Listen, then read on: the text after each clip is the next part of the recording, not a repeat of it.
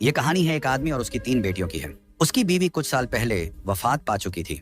उसकी तीनों बेटियां बहुत खूबसूरत थीं, मगर सबसे छोटी बेटी अपनी बहनों में सबसे ज्यादा समझदार थी। उसका नाम ज़ैनब था। करमदीन अपनी तीनों बेटियों से बहुत प्यार करता था। उसने कभी अपनी बेटियों को माँ की कमी महसूस नहीं होने दी। वह अपनी बेटियों की हर ख्वाहिश पूरी करता था। अब करमदीन की बेटियां बड़ी हो चुकी थीं और अपने पिता के लिए खुद से खाना बनाने लगी थीं। जब करमदीन काम के सिलसिले में बाहर जाता तो उसकी बेटियां उसके लिए खाना तैयार करके साथ दे देती। उसी गांव में एक बेवा औरत भी रहती थी जिसकी एक बेटी थी। उस बेवा की आदत थी कि वह हर घर में कुछ ना कुछ मांगने के लिए चली जाती थी। जब करमदीन की बेटियां अपने पिता के लिए खाना बनाती तो वह औरत अक्सर उसी समय उनके घर आग मांगने के लिए आ जाती। लेकिन करमदीन की सबसे छोटी बेटी ज़ैनब को वह बेवा औरत बिल्कुल भी अच्छी नहीं लगती थी। जब भी वह औरत उनके घर आती, ज़ैनब अपनी बहनों से कहती, यह औरत हमारे घर क्यों आती है? यह औरत बिल्कुल भी अच्छी नहीं है। बड़ी दोनों बहनें ज़ैनब को समझाती, देखो, यह बेवा औरत है और गरीब है। अगर हमारे घर से आग ले जाती है तो इसमें तुम्हारा क्या नुकसान है? ज़ैनब अपनी बहनों की बातें सुनकर चुप हो जाती, लेकिन वह कहती, देख लेना, यह औरत एक ना एक दिन हम सब के लिए मुसीबत खड़ी करेगी। यह सिलसिला यूं ही चलता रहा। वह औरत रोज उनके घर से आग लेने आती और मौका पाकर करमदीन के खाने में राख मिला देती। करमदीन ने जब अपने खाने में खराबी महसूस की तो उसने सोचा कि उसकी छोटी छोटी बेटियां खाना बनाती हैं, इसलिए उनसे कोई गलती हो जाती होगी। वह अपनी बेटियों से बहुत प्यार करता था और यह बात समझ नहीं पा रहा था कि उसकी बेटियां उसका खाना क्यों खराब कर रही हैं। फिर एक दिन करमदीन ने सोचा, आज मैं अपनी बेटियों पर नजर रखूंगा। आखिर मेरी बेटियां अचानक से मेरे खाने में क्या मिलाने लगी हैं? जब करमदीन की बेटियां खाना बनाने लगीं तो वह छुपकर उन्हें देखने लगा। उसकी बड़ी बेटी साफ पानी से चावल धो रही थी, छोटी बेटी सालन बना रही थी और सबसे छोटी बेटी ज़ैनब बर्तन साफ कर रही थी, जिन बर्तनों में खाना डाला जाना था। कुछ ही देर में खाना पककर तैयार हो गया। खाने में कोई खराबी नहीं थी। करमदीन परेशान था, लेकिन फिर अचानक उसने जो देखा उससे उसके पैरों तले जमीन खिसक गई। उसने देखा कि वही बेवा औरत उनके घर आग लेने आई है और उसकी छोटी बेटी ज़ैनब उससे बहस कर रही है। वहीं उसकी दूसरी बहनें ज़ैनब को समझा रही थीं, कोई बात नहीं ज़ैनब, ये बेवा औरत है, इसे आग लेने दो, बड़ी बहन ने कहा।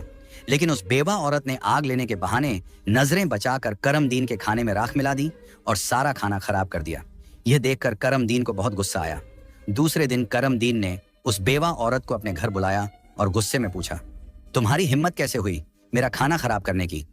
वह औरत बड़ी नाटकीय अंदाज में करमदीन के पास आई और उसके सीने पर हाथ फेरते हुए कहने लगी, अरे, मैं तो यह देख रही थी कि तुम सच में अपनी बेटियों से प्यार करते हो या नहीं। खाना खराब होने पर तुम उन्हें डांटते हो या नहीं?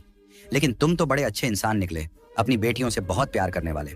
तुमने तो मेरी चोरी फौरन पकड़ ली। अब मुझे यकीन हो गया है कि तुम अपनी बेटियों से बहुत प्यार करते हो। आइंदा ऐसा कुछ नहीं होगा। करमदीन उसकी बातों और उसके नाटक पर यकीन करने लगा, क्योंकि वह बेवा औरत खूबसूरत थी। करमदीन उसके व्यवहार से प्रभावित होकर कुछ भी कहने की बजाय उसे अपनी पत्नी बनाने का फैसला कर बैठा। कुछ ही दिनों में उसने अपनी बेटियों की इजाजत के बिना उस बेवा औरत से शादी कर ली और उसे अपने घर ले आया। शादी के कुछ ही दिनों बाद वह बेवा औरत करमदीन की तीनों बेटियों से सख्त नफरत करने लगी। वह चाहती थी कि किसी भी तरह करमदीन की बेटियां इस घर से निकल जाएं। उसने उन्हें घर से निकालने के लिए तरह तरह के मंसूबे बनाने शुरू कर दिए। वह सोचती थी कि अगर बेटियां घर से चली जाएंगी तो वह और उसकी अपनी बेटी आराम से ऐश की जिंदगी जी सकेंगी। साथ ही करमदीन का पूरा ध्यान सिर्फ उसी और उसकी बेटी पर रहेगा। वह जानती थी कि करमदीन अपनी बेटियों से बहुत मोहब्बत करता है और उन्हें जरा भी दुखी नहीं देख सकता। उसकी अपनी बेटी हमेशा कीमती कपड़े पहनकर घूमती रहती थी, जिससे वह मॉडर्न लगती थी। लेकिन सौतेली माँ ने करमदीन की तीनों बेटियों को घर का सारा काम करने पर मजबूर कर दिया। वह उन्हें ठीक से पेट भर खाना भी नहीं देती थी और धीरे धीरे उनकी दूसरी जरूरतें भी कम कर दी। तीनों बहनें हर समय दुखी रहने लगी। एक दिन 2 बड़ी बहनें रो रही थीं, तो ज़ैनब अपनी बड़ी बहनों के पास आई और कहने लगी, प्यारी बहनों, आओ हम तीनों कहीं बाहर चलें ताकि हमारा दिमाग फ्रेश हो जाए। फिर वह तीनों बहनें घर से निकल गईं और चलते चलते एक जंगल में जा पहुंची। वहां एक घने दरख्त के नीचे बैठकर वे रो रो कर अपनी माँ को याद करने लगी। इतने में उनके पास से एक अल्लाह वाले बुजुर्ग का गुजर हुआ। ज़ैनब जमीन पर बैठी रो रही थी और कह रही थी, ऐ मेरे अल्लाह, हम मजलूम लड़कियां हैं और बहुत दुखी हैं। आप देख रहे हैं ना कि हमारी सौतेली माँ हम पर कितना जुल्म करती है। हम कितने दिनों से भूखे हैं। अल्लाह वाले बुजुर्ग पास ही खड़े होकर उनकी बातें सुन रहे थे। फिर वे ज़ैनब से मुखातिब होकर बोले, बेटियों, तुम तीनों यहाँ इस दरख्त के नीचे रोज आती हो, तुम्हें क्या दुख है? तुम मुझे बता सकती हो? जैनब ने रोते हुए अल्लाह वाले बुजुर्ग को सारा वाकया सुना दिया। उनकी बात सुनकर बुजुर्ग को बहुत दुख हुआ। वे बोले, बेटी, यहाँ से थोड़ी दूरी पर मेरी झोंपड़ी है। मैं वहां रहता हूँ और इबादत करता हूँ। मेरी झोंपड़ी के बाहर एक अनार का दरख्त लगा है जिस पर पके हुए अनार लगे हुए हैं। तुम जाओ और उस दरख्त से जितने मर्जी अनार तोड़कर खा लो। यह सुनकर तीनों लड़कियां खुशी खुशी उस झोंपड़ी के पास पहुंची। उन्होंने देखा कि दरख्त पर बहुत ही खूबसूरत और रसीले अनार लगे हुए हैं। तीनों ने एक एक अनार तोड़ा और बैठकर मजे से खाने लगी। जब उनका पेट भर गया तो उन्होंने बुजुर्ग का शुक्रिया अदा किया और घर वापस आ गई। इसके बाद जब उनकी सौतेली माँ उन्हें खाना नहीं देती तो वे रोज जंगल जाती और उन अनारों को खाकर अपना पेट भर लेती। धीरे धीरे उन्होंने अपनी माँ का दिया हुआ खाना बिल्कुल छोड़ दिया। अब उनकी सौतेली माँ सोचने लगी, मैं इन लड़कियों को खाने को कुछ नहीं देती, मैं इनसे इतना काम करवाती हूँ, उन्हें जलील करती हूँ, फिर भी इनके चेहरे पर एक अजीब सी चमक है। इनमें से कोई बीमार भी नहीं पड़ती, बल्कि इनकी खूबसूरती बढ़ती जा रही है। और मेरी बेटी, जिसे मैं इतना अच्छा खाना देती हूँ, वह उनके आगे बदसूरत लगती है। दूसरे दिन जब वह लड़कियां जंगल की तरफ गईं, तो सौतेली माँ ने अपनी बेटी को उनका पीछा करने के लिए भेज दिया। जब तीनों लड़कियां अनार तोड़कर खा रही थीं, तो जैनब ने अपनी सौतेली बहन को देख लिया। उसने बाकी बहनों से कहा, यह लड़की हमारा पीछा कर रही है, मैं इसे यहाँ से भगा देती हूँ। फिर जैनब ने अपने हाथ में पकड़ा अनार छुपा लिया और बोली, अगर यह सब कुछ अपनी माँ को बता देगी तो यह हमारे लिए परेशानी का कारण बन सकती है। लेकिन जैनब की दूसरी बहनें बोली, जैनब, तुम कैसी बातें कर रही हो, यह बेचारी बेकसूर है। जैनब की बड़ी बहनें बोली, हमारी सौतेली माँ तंग करती हैं, ये तो हमें कुछ नहीं कहती। इसके बाद तीनों बहनों ने अपनी सौतेली बहन को पास बिठाया और उसे एक अनार पकड़ा दिया। लेकिन सौतेली बहन ने अनार नहीं खाया और जल्दी से अपनी माँ के पास जाकर कहने लगी, माँ, वे लड़कियां भूखी नहीं रहती, वे तो जंगल में एक दरख्त से अनार तोड़कर खा लेती हैं। उसी दरख्त के पास एक बुजुर्ग भी इबादत कर रहे थे और उन्होंने भी उन्हें रोकने की कोशिश नहीं की। यह सुनकर सौतेली माँ को बहुत गुस्सा आया। वह सोचने लगी, मैं इन लड़कियों को अनार खाने से कैसे रोकूं? पूरा दिन वह गुस्से में ही रही। जब शाम को करमदीन काम से घर वापस आया तो उसने अपनी बीवी को परेशान देखा। वह बोला, तुम्हें क्या परेशानी है, क्यों इतनी उदास बैठी हो? वह कहने लगी, मेरे सिर में बहुत तेज दर्द है और यह किसी दवा से ठीक नहीं होगा। करमदीन ने पूछा, तो फिर कैसे ठीक होगा? वह तुरंत बोली, जंगल में एक अनार का दरख्त है जिस पर लाल लाल अनार लगे हैं। अगर तुम उस दरख्त को जड़ से कटवा दो और उसकी जड़ें उबालकर दवा बना लो और मेरे माथे पर लगाओ तो मेरा सिर दर्द ठीक हो सकता है। करमदीन ने कहा, बस इतनी सी बात। फिर उसने कुछ आदमियों को बुलाया और उन्हें पैसे देकर कहा, जंगल में एक अनार का दरख्त है, तुम लोग उसे जड़ से उखाड़ फेंको और उसकी जड़ें मुझे ला कर दो। कुछ ही घंटों में वे आदमी उस दरख्त को जड़ से उखाड़कर उसकी जड़ें करमदीन के पास ले आए। करमदीन ने जल्दी से आग जलाई और उन जड़ों से दवा बनाकर अपनी बीवी के माथे पर मलने लगा। थोड़ी ही देर में उसकी बीवी कहने लगी, अब मुझे आराम है। अगले दिन जब तीनों बहनें जंगल गईं, तो उन्होंने देखा कि अनार का दरख्त किसी ने जड़ से उखाड़ दिया है। यह देखकर वे बहुत परेशान हो गईं और सोचने लगी, अब हम क्या खाएंगे? तभी वे तीनों लड़कियां वहीं बैठकर रोने लगी। उनके रोने की आवाज सुनकर अल्लाह वाले बुजुर्ग अपनी झोंपड़ी से बाहर आए। वे समझ गए कि लड़कियां क्यों रो रही हैं। वे बोले, इसमें रोने की क्या बात है, अल्लाह तुम्हें इससे भी बेहतर कुछ देगा। फिर अल्लाह वाले बुजुर्ग ने अपनी उंगली से जमीन की तरफ इशारा किया और वहां पर एक छोटी सी नदी बन गई जिसमें पानी की जगह दूध बह रहा था। उन्होंने उन लड़कियों को एक मिट्टी का प्याला दिया और कहा, जहां से जितना मर्जी हो दूध पियो। लड़कियां बहुत खुश हुईं और मिट्टी के प्याले में दूध भरकर पीने लगीं। जब उनका पेट भर गया तो वे बुजुर्ग का शुक्रिया अदा करके घर वापस आ गईं। इसके बाद उनका रोज का यह मामूल हो गया कि वे तालाब के पास जाती और मिट्टी के प्याले में दूध भरकर पी लेती। उनकी सौतेली माँ उनकी सेहत देखकर हैरान थी। उसने अपनी बेटी को बुलाया और कहा, मैंने तो जंगल से अनार के दरख्त का नामो निशान मिटा दिया था, फिर भी इन लड़कियों की सेहत पर कोई असर नहीं पड़ा। मैं तो इन्हें पेट भर खाना भी नहीं देती, आखिर ये ऐसा क्या खा रही हैं जिससे इनकी सेहत इतनी अच्छी हो रही है? उसने अपनी बेटी से कहा, इनका पीछा करो और पता लगाओ कि ये क्या खाती हैं। लड़की फिर से अपनी बहनों का पीछा करते हुए जंगल में गई। जब तीनों मिट्टी के प्याले से दूध पी रही थीं, तो जैनब ने पीछे मुड़कर देखा। उसने अपनी सौतेली बहन को चुपचाप खड़ा देखकर बाकी बहनों से कहा, देखो, ये लड़की फिर हमारा पीछा कर रही है। जैनब ने अपनी बहनों से कहा, तुम लोग जल्दी उठो और इसे यहाँ से भेजो, क्योंकि अगर इसने हमारे तालाब को देख लिया तो यह घर जाकर सब बता देगी और फिर घर में हंगामा खड़ा हो जाएगा। लेकिन जैनब की बड़ी बहनों ने उसे डांटते हुए कहा, तुम्हारा आखिर मसला क्या है? माना कि हमारी सौतेली माँ हम पर जुल्म करती है, लेकिन इसमें इस बेचारी का क्या कसूर? जैनब यह सुनकर चुप हो गई। इसके बाद तीनों ने अपनी सौतेली बहन को नदी के पास बिठाया और मिट्टी के प्याले में दूध भरकर उसे दिया। उस लड़की ने दूध पिया और जल्दी से अपनी माँ के पास पहुंचकर तालाब और दूध वाली पूरी बात बता दी। सौतेली माँ को यह सुनकर बहुत गुस्सा आया। उसने अपने गांव के कुछ आदमियों को बुलाया और कहा, तुम जितने पैसे चाहो मैं तुम्हें दूंगी, लेकिन तुम्हें जंगल में जाना होगा। वहां एक बुजुर्ग की झोंपड़ी और तालाब है। तुमने वो झोंपड़ी खत्म कर देनी है और तालाब में मिट्टी डाल देनी है। बदले में तुम्हें बहुत पैसा मिलेगा। कुछ ही देर में वे आदमी उसकी मर्जी के मुताबिक सब कुछ करके लौट आए। वह औरत अब बहुत खुश थी।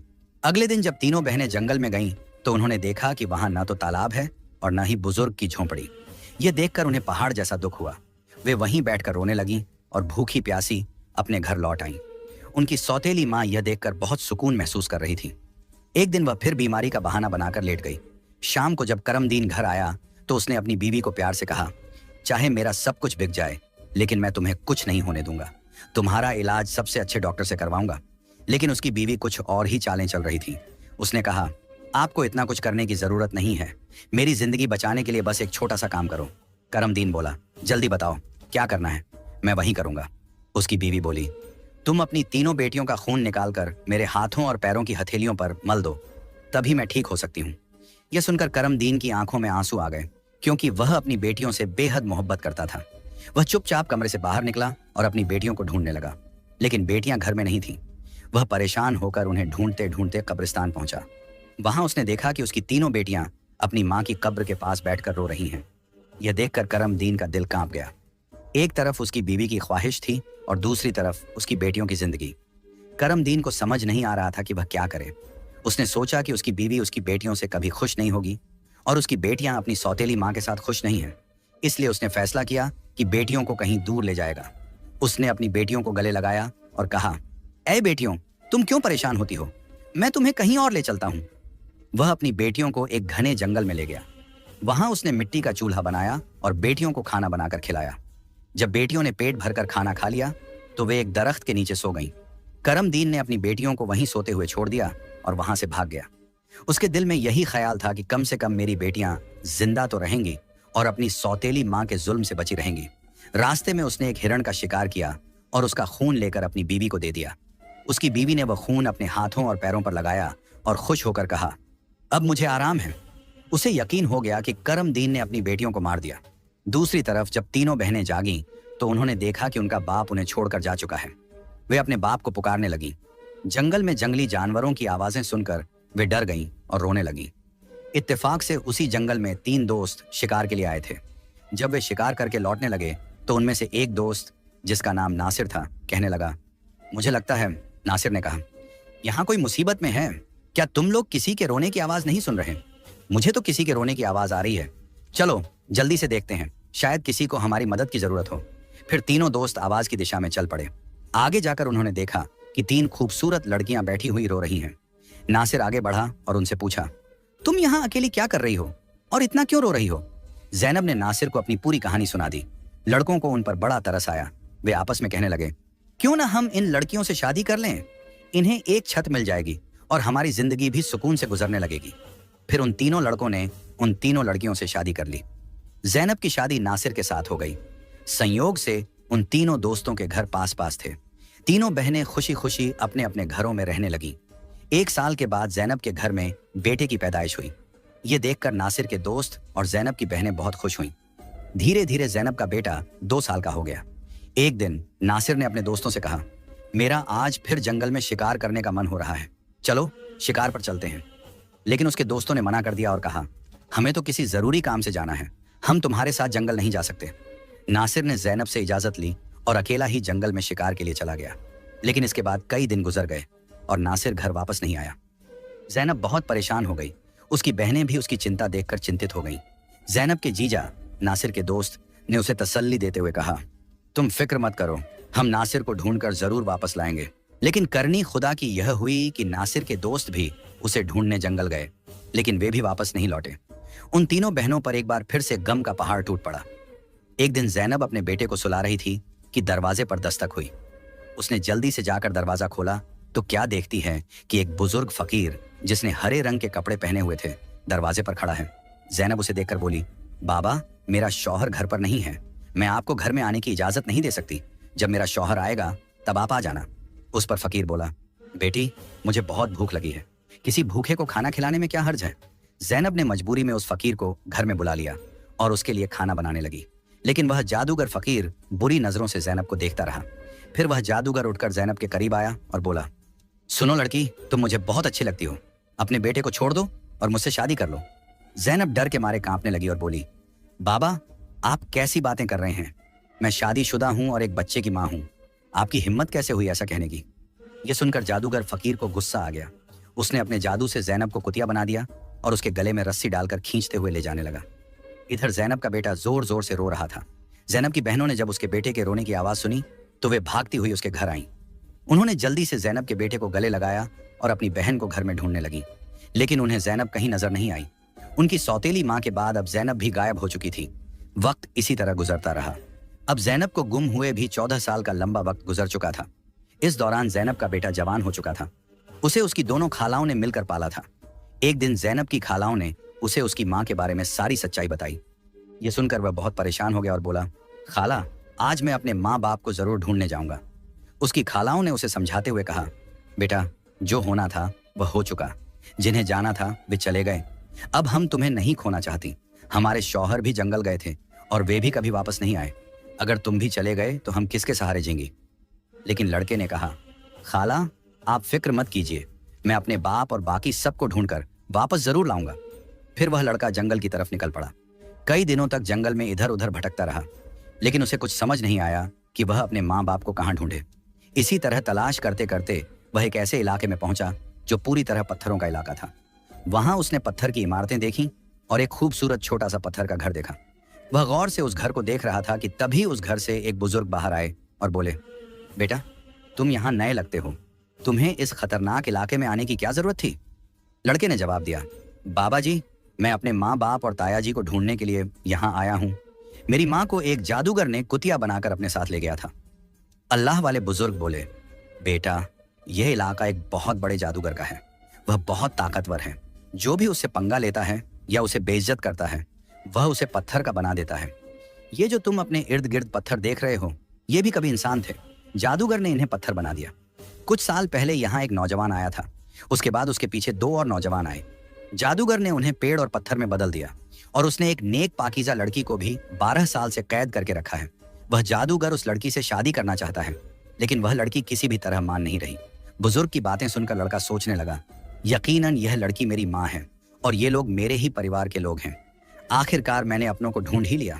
इसके बाद लड़के ने बुजुर्ग को अपनी सारी कहानी बताई और कहा, बाबा जी, आप मेरी मदद करें, इन लाचार लोगों को बचाने का कोई तरीका बताएं। बुजुर्ग, जिनकी झोंपड़ी को कभी जैनब की सौतेली माँ ने जला दिया था, मुस्कुराए और बोले, बेटा, अल्लाह हमेशा नेक दिल वालों की मदद करता है, तुम्हें हिम्मत नहीं हारनी चाहिए। अल्लाह वाले बुजुर्ग मजबूरन इस खतरनाक इलाके में आकर रहने लगे। उन्होंने लड़के से वादा किया, मैं तुम्हारा साथ जरूर दूंगा। बुजुर्ग सोचने लगे, क्या पता इस लड़के की माँ को छुड़वाने से बाकी कैदियों को भी जादूगर की कैद से आजादी मिल जाए। बुजुर्ग ने बाकी गांव वालों को बताया, ये मेरा पोता है जो दूसरे गांव से मुझसे मिलने आया है। जब जादूगर को शक हुआ कि गांव में कोई नया लड़का आया है, तो वह तुरंत अल्लाह वाले बुजुर्ग के पास पहुंचा और पूछने लगा, ये कौन है? बुजुर्ग ने जवाब दिया, ये मेरा पोता है। इस तरह जादूगर और लड़के की मुलाकात हुई। लड़का अपनी पहचान छुपाकर जादूगर से मिलने लगा। जादूगर ने लड़के को देखकर कहा, तुम बहुत समझदार लगते हो और अपने दादा की तरह नेक और मासूम हो। कल तुम मेरा एक काम करोगे, मैं तुम्हें एक इमारत में भेजूंगा जहां एक लड़की को मेरा पैगाम देना है। मैं उससे शादी करना चाहता हूँ। लड़का समझ गया कि वह अपनी माँ से मिलने जा रहा है। वह बहुत खुश हुआ और सोचने लगा कि वह अपनी माँ के लिए फूल ले जाएगा। उसने योजना बनाई कि वक्त आने पर वह अपनी माँ को पहचानने के लिए अपनी पहचान जाहिर करेगा। जैनब की शादी के वक्त नासिर ने उसे एक अंगूठी दी थी जिस पर उसका नाम लिखा हुआ था। बाद में जैनब ने वह अंगूठी अपने बेटे को पहना दी थी। सालों बाद वह अंगूठी बढ़ाकर दोबारा बनाई गई और लड़के ने अब भी वही अंगूठी पहनी हुई थी। अल्लाह वाले बुजुर्ग ने लड़के से कहा, अपनी अंगूठी को फूलों के गुलदस्ते में छुपा दो। जब तुम्हारी माँ इसे देखेगी तो वह तुरंत तुम्हें पहचान लेगी। लेकिन यह काम आसान नहीं होगा। जादूगर ने जैनब की निगरानी के लिए एक चौकीदार तैनात कर रखा है जो हर वक्त सख्ती से नजर रखता है। जादूगर अल्लाह वाले बुजुर्ग की बहुत इज्जत करता था और उनके पोते को नेक समझता था। उसने लड़के को गुलदस्ता देकर रोजाना जैनब के पास भेजना शुरू कर दिया। लड़के की कम उम्र महज 14 साल की वजह से जादूगर को उस पर कोई शक नहीं हुआ। जैनब को एक कमरे में कैद करके रखा गया था।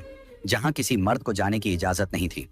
लड़का रोजाना गुलदस्ता लेकर जैनब के पास जाता और वहां जादूगर की एक दासी हमेशा जैनब के साथ रहती। एक दिन किस्मत ने लड़के का साथ दिया। ऐसा मौका मिला जब कमरे में जैनब के सिवा कोई नहीं था।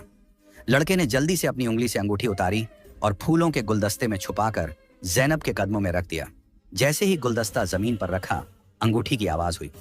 जैनब ने हैरानी से गुलदस्ता उठाया और फूलों में बंधी अंगूठी को पहचान लिया। ये वही अंगूठी थी जो उसने सालों पहले अपने बेटे को पहनाई थी। जैनब की नजरें फौरन गुलदस्ता लाने वाले लड़के की तरफ उठी। दोनों की नजरें मिलते ही हकीकत साफ हो गई। जादूगर ने जैनब को कैद कर रखा था, लेकिन उसका बेटा अपनी मां को आजाद कराने का मंसूबा बनाने लगा। जैनब ने जादूगर से शादी की रजामंदी जताई और उसकी ताकत का राज मालूम किया। जादूगर ने बताया कि उसकी जान एक तोते में है जो एक पिंजरे में बंद है और एक घने जंगल के दरख्त के नीचे सख्त पहरे में रखा गया है। जैनब ने यह राज अपने बेटे को बताया, लेकिन उसे खतरे से बचाने के लिए जाने से मना किया। फिर भी बेटे ने अपनी मां को यकीन दिलाया कि वह कामयाब होकर लौटेगा। कई दिनों की मशक्कत के बाद वह जंगल में पहुंचा। एक मौका देखकर उसने तोते को पिंजरे से निकाल लिया और जादूगर की इमारत तक वापस ले आया। जादूगर उसे देखकर तोते की वापसी की भीख मांगने लगा। लड़के ने चालाकी से जादूगर से सभी कैदियों को आजाद करवाया। इसके बाद उसने तोते के पंख खींचे, जिससे जादूगर की ताकत खत्म हो गई। अंत में उसने तोते की गर्दन मरोड़ दी, जिससे जादूगर मर गया। लड़के ने अपनी मां जैनब, पिता नासिर और बाकी सभी कैदियों को आजाद कराया। फिर वह सब अल्लाह वाले बुजुर्ग के पास पहुंचे। सबने बुजुर्ग का शुक्रिया अदा किया और अपने घर लौट आए। जैनब की बहनें अपने शौहर से मिलकर बहुत खुश हुईं, जो जादूगर की कैद में सालों तक रहे थे। उनके पिता, जो अपनी बेटियों को खोने के गम में डूबे थे, उन्हें सही सलामत देखकर खुशी से रोने लगे। उन्होंने बेटियों से माफी मांगी और बताया कि उनकी बीवी की साजिशों की वजह से यह सब हुआ। बेटियों ने अपने पिता को तसल्ली दी और कहा, हम अपनी जिंदगियों से खुश हैं। उनके पिता ने बताया कि उनकी सौतेली मां, जो उन पर जुल्म करती थी, एक गंदी बीमारी का शिकार होकर इस दुनिया से चली गई। इसके बाद सब ने खुशी और सुकून के साथ अपनी जिंदगी गुजारनी शुरू की।